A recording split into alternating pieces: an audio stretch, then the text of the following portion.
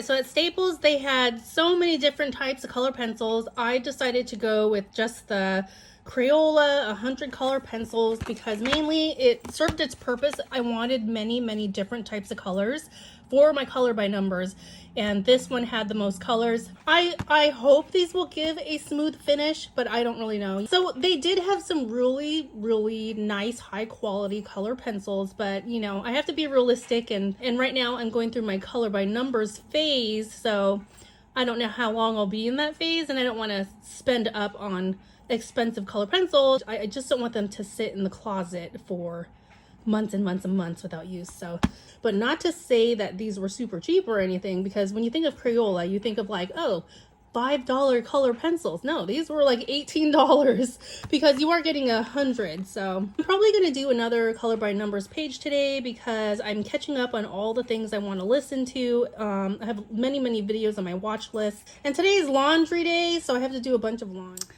I found this at the grocery store. There's Squishmallows Mystery Squad bag. Apparently they are scented. I thought these would be good Christmas presents to give out. If the bag contains one of these, I kind of like the whipped cream with the candy cane. If this is one of them, I want this one. He looks like an alien. This is the exact one that I wanted. Super cute. It smells like peppermint. So if you are someone that is sensitive to smells, you might not like the smell because it is a little bit strong, but I'm assuming once I put this out in the open and just let it air out, that scent will just like fade.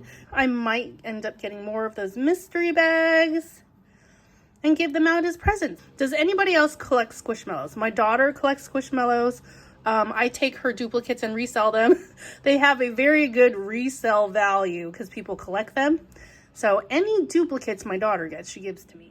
Okay, so if you were here yesterday, I was making no-bake peanut butter cookies, and I burned the chocolate. So today, I went out and bought more chocolate chips, but I was very conservative, and I barely melted the chocolate chips. I was scared I was going to burn them again. So that's why my peanut butter cookies are unevenly coated, a little bit chunky, but at least I didn't burn the chocolate chips. So anyways, I'm going to go ahead and do a taste test, and let's see how they taste. So it tastes pretty good. Pretty good for no bake, and if you like peanut butter. Recommendation, I recommend making the cookie a little thinner so you're not just getting a glob of peanut butter in your mouth. So I've tasted this with the chocolate coating and without the chocolate coating. Without the chocolate coating, it does taste like just a peanut butter cookie. With the chocolate coating, it does make it taste a little sweeter. After you coat them in chocolate and cool it in the refrigerator, definitely put it on some parchment paper. I just put it on a plate, and it was a little bit of a struggle to get it off the plate. Really happy with how they turned out. It's easy and only 4 ingredients.